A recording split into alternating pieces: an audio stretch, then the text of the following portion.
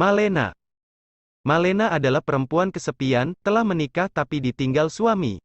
Suaminya bernama Nino Scordia, terpaksa meninggalkan Malena karena tugas negara, berperang di negeri orang.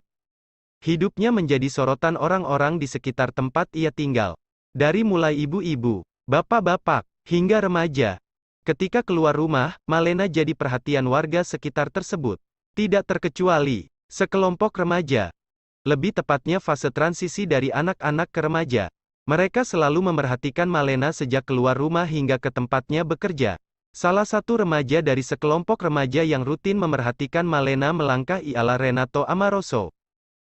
Renato adalah satu di antara teman-temannya yang sangat tertarik dengan kemolekan tubuh Malena.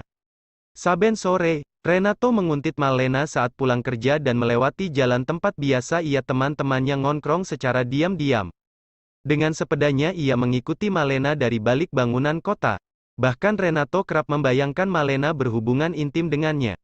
Rasa suka Renato kian membesar dan membawanya pada berbagai tingkah laku absurd.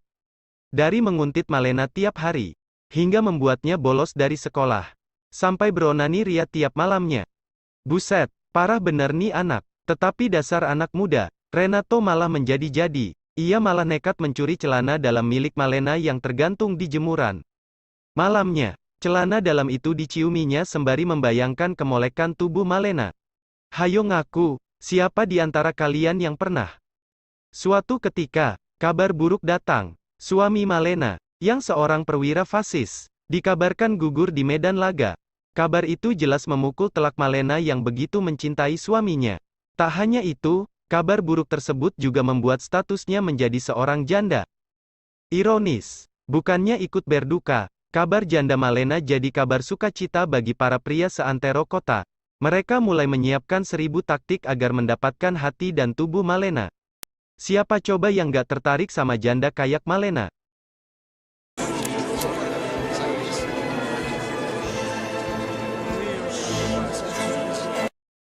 Riuhnya para pria di seluruh kota memicu kecemburuan para wanita.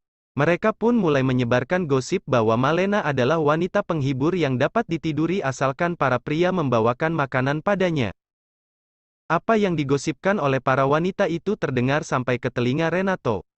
Maka dari itu, ia mencari cara agar dapat melindungi pujaan hatinya.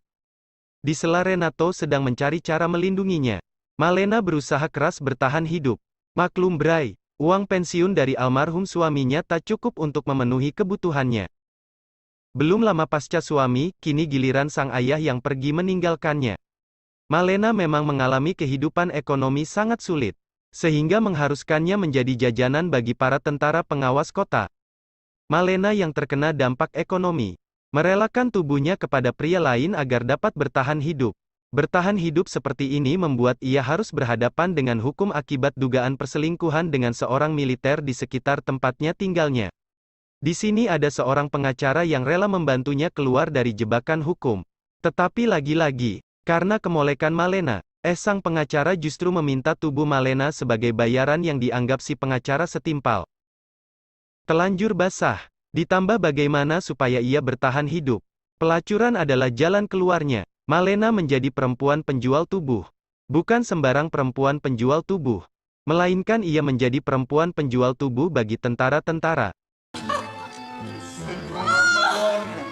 Malena semakin terkucilkan di lingkungan akibat efek moral dan diskriminasi sosial. Namun, baginya cara hidupnya adalah cara yang tepat. Sebagai wanita yang memiliki kelebihan dengan parasnya, Malena memang menjadi buah bibir bagi penduduk kota. Bukan hanya kaum pria. Ia juga menjadi perhatian bagi wanita yang khawatir suaminya menyimpan ketertarikan terhadap Malena. Apalagi ia yang hidup sendiri alias janda. Emang janda tuh rasanya gimana sih? Yang tahu tulis di komentar ya. Jadi penasaran. Lama-kelamaan wanita-wanita di daerah itu merasa iri karena suami mereka telah tergoda oleh keseksian Malena. Akhirnya para wanita itu menganiaya Malena dengan sangat keji. Diseret, dicambuki, dicaci maki, ditelanjangi, sampai dicabik-cabik dari ujung rambut hingga ujung kaki. Setelah kejadian itu Malena diusir oleh masyarakat dan ia pun memutuskan untuk pindah ke kota lain. Suatu peristiwa mengagetkan dan membiaskan alur cerita.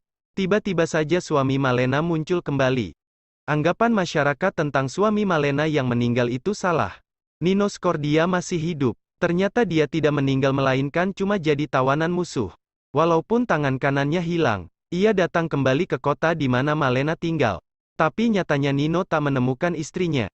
Berbagai cara dilakukan untuk mencari informasi tentang keberadaan istrinya.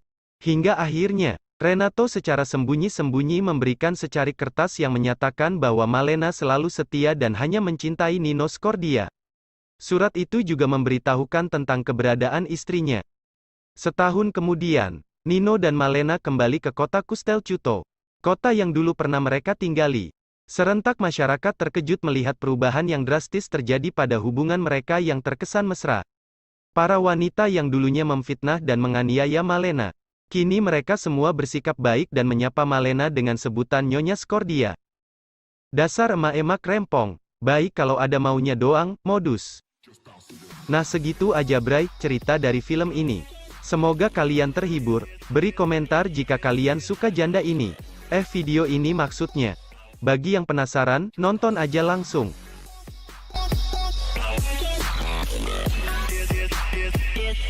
Yes.